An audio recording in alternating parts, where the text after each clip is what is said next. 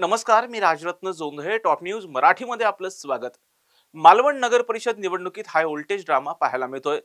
दोन्ही राणेबंधू एकमेकांच्या विरोधात उभे ठाकलेले पाहायला मिळत आहेत.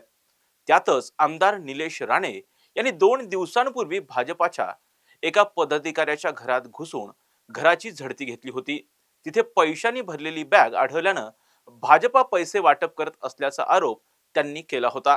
मात्र बेकायदेशीरपणे भाजपा पदाधिकाऱ्याच्या घरात घुसणं आता निलेश राणे यांना चांगलंच महागात पडणार आहे. कारण या प्रकरणी त्यांच्यावर मालवण पोलीस ठाण्यात गुन्हा दाखल करण्यात आलाय. विजय केनवडेकर हे भाजपाचे मालवण मधील पदाधिकारी आहेत. त्यांच्या घरी निलेश राणे यांनी त्यांच्या कार्यकर्त्यांसह धाड टाकली. अचानक निलेश राणे आल्यानं विजय केनवडेकर आणि बंड्या सावंत या भाजपा कार्यकर्त्यांची चांगलीच धावपळ झाली. निलेश राणे यांनी मी कुणाच्या बेडरूम मध्ये जाणार नाही, जे काही आत आहे ते बाहेर आणा असं सांगितलं. त्यानंतर राणेंना कार्यकर्ते बेडरूम मध्ये घेऊन गेले. त्यावेळी तिथे पैशांनी भरलेली बॅग आढळली. 500 रुपयांचं बंडल त्यात दिसले. काल रवींद्र चव्हाण मालवण मध्ये येऊन गेले. कालपासूनच वेगाने पैसे वाटप सुरू झालं आहे असं म्हणत त्यांनी रवींद्र चव्हाण यांच्यावर आरोप केले. पैसे वाटप करून निवडणूक लढवायची ही काय पद्धत आहे का, असा आक्रमक सवाल त्यांनी उपस्थित केला. मात्र हे सगळे आरोप केनवडेकर यांनी धुडकावून लावले. त्याचबरोबर बेकायदेशीरपणे घरात घुसल्याप्रकरणी त्यांनी मालवण पोलीस ठाण्यात फिर्याद दाखल केली. त्यानुसार आता निलेश राणे यांच्या विरोधात गुन्हा दाखल करण्यात आलाय. भारतीय न्याय दंड संहिता कलम 189(1), 189(2), 329(4), 356(2) नुसार गुन्हा दाखल करण्यात आला. आमदार निलेश राणे यांच्यासह 4 जणांवर गुन्हा दाखल करण्यात आलाय. यानंतर राणे यांनी काय प्रतिक्रिया दिली पाहूयात. गुन्हा दाखल झाला आहे, पण त्यांच्यावर नाही, माझ्यावर. हे अपेक्षितच होतं.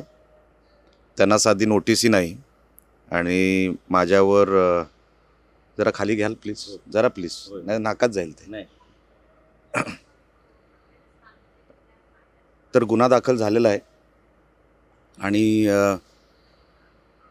जसं मी सांगितलं हे अपेक्षित होतं, ह्याच्यात काय नवीन नाही. मी परवा देखील आपल्याशी बोललो आणि अजून ज्यांच्या घरात पैसे सापडले त्यांना साधी नोटीस नाही, त्यांना साधं पोलीस स्टेशनमध्ये बोलवलंही नाही आणि आम्ही तो गुन्हा पकडून दिला. हा आमचा गुन्हा झाला. बघा कसं चाललं आहे ते. माझी काय हरकत नाही, पण जी कलमं लावली गेली, ज्या लोकांना आरोपी केलं गेलं माझ्यासहित, ज्यांनी कॅमेरा पकडला होता ना, त्याला पण आरोपी केला आहे. काय म्हणणार आपण, याच्यामध्ये सांगण्यासारखं दुसरं आता काय राहिलेलं नाही. आम्हाला हे अपेक्षितच होतं आणि दबावाखाली हे सगळं चाललं आहे हे आता स्पष्ट दिसतंय. म्हणजे तुमची लोक मोकाट काही केलं तरी त्यांना सगळे अधिकार आहेत. चोरी करा, डाका टाका, पैसे उधळा, त्यांना सगळे अधिकार आहेत निवडणुकीमध्ये. आणि आम्ही गुन्हा पकडून दिला तर आमच्यावर केसेस होत आहेत. काही हरकत नाही. असे अजून 10 केसेस माझ्यावर झाले तरी पुढचे जे काय 3-4 दिवस आहेत मी काय यांना सोडणार नाही. आणि मला विनंती करायची आहे पोलीस डिपार्टमेंटला. नोटीस आपण दिलेली आहे, FIR आपण केलेला आहे. आता मला अटकही केलं पाहिजे आपण. नुसतं नोटीस देऊन कसं होईल? बेल मी जेव्हा अप्लाय करीन तेव्हा करीन, पण नुसतं नोटीस देऊन FIR नंतर प्रोसिजर काय? अटक ना कधी करणार हे पण सांगितलं पाहिजे.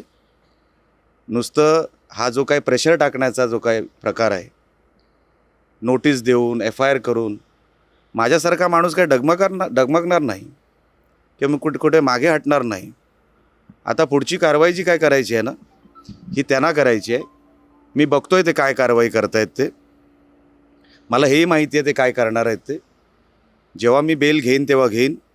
आता आज नोटीस आलेली आहे, म्हणजे माझ्याबरोबर जे कोण आहेत त्यांनाही नोटीस आलेल्या आहेत. आता पुढची प्रोसिजर पोलिसांना करायची आहे.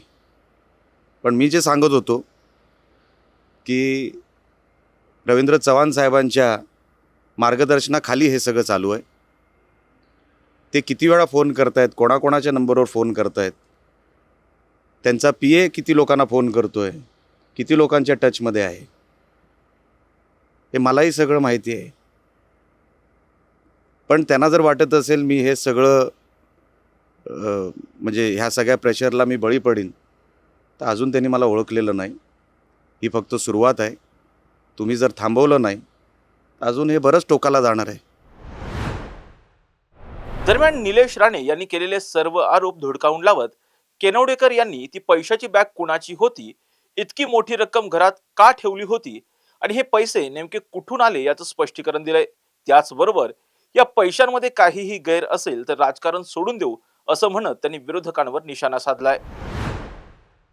जे बिल्डरचा व्यवसाय आहे, KK बिल्डर्स अँड डेव्हलपर म्हणून माझी फर्म आहे आणि ह्या फर्ममध्ये 7 मजली टॉवरचं माझं पिंपळपाराच्या बाजूला माझं काम चालू आहे.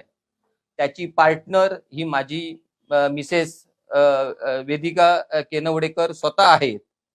याच्यामध्ये आम्ही रेराला रजिस्ट्रेशन टाकलेलं आहे, फर्मचं आम्ही रजिस्ट्रेशन केलेलं आहे, GSTचा नंबर आम्ही घेतलेला आहे, आमच्या अकाउंटवरनं आम्ही पैसे शिफ्टिंग केलेलं आहे आणि जवळजवळ माझं टॉवरचं 50 ते 50% काम माझं पूर्णत्वास गेलेलं आहे आणि त्याच्या पुढचं मी काम करतोय.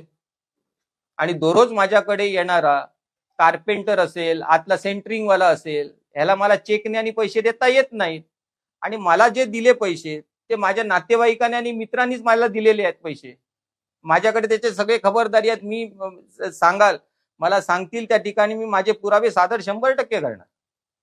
आणि मी पहिल्यापासून सांगतोय, आमदार साहेबांनी विचारल्यापासून सांगतोय, माझे KK बिल्डरचे पैसे आहेत. त्या संदर्भात मला त्यांनी पण विचारलं, त्याचा तुम्ही खुलासा करणार का? 100% करणार खुलासा.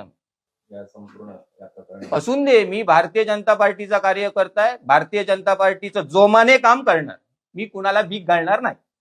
माझ्यावर किती दबावाना आणि कितीही करा, ह्याच्यात माझं भलं वाईट झालं तरी मला काय नाही. मी भाजपला समर्पित म्हणूनच राहून काम करणार. मी पक्ष बदलू आणि स्वार्थी नाही. मला खूप प्रबोधनं आली पण मी कधी स्वार्थ ठेवून भारतीय जनता पार्टी सोडली नाही.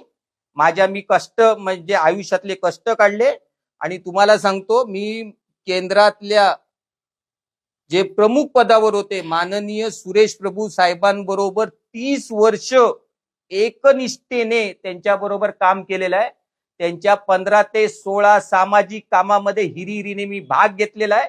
बचत गटाचं सिंधुदुर्ग जिल्ह्यात जाळं उभं करण्याचा माझा मोलाचा वाटा आहे.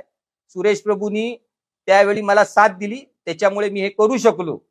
आणि ह्या इतक्या वर्षाच्या कारकिर्दीमध्ये, सामाजिक कारकिर्दीमध्ये माझ्यावर एकही भ्रष्टाचाराचा किंवा कोणाचे 5 पैसे घेतले म्हणून सांगायची टाप नाही. आणि हे सांगतात ना, दत्ता सामंतांनी सांगतात ना हे ते, आणि कोणी सांगून दे, वैभव नाईकांनी सांगितलं ना, आव्हान आहे माझं, मी कुणाला पैसे दिले असं सांगायचं पुराव्यासहित मला सिद्ध करून दाखवा. राजकारणाचा संन्यास घेतो मी आणि माझं राजकारणावरून ह्यांच्यासारखं पोट माझं चालत नाही. मी 12 तास कष्ट करतो आणि मी खातोय. मी ह्यांच्या कमिशनातले पैसे किंवा अनधिकृत धंदे करून मी काही खात नाही.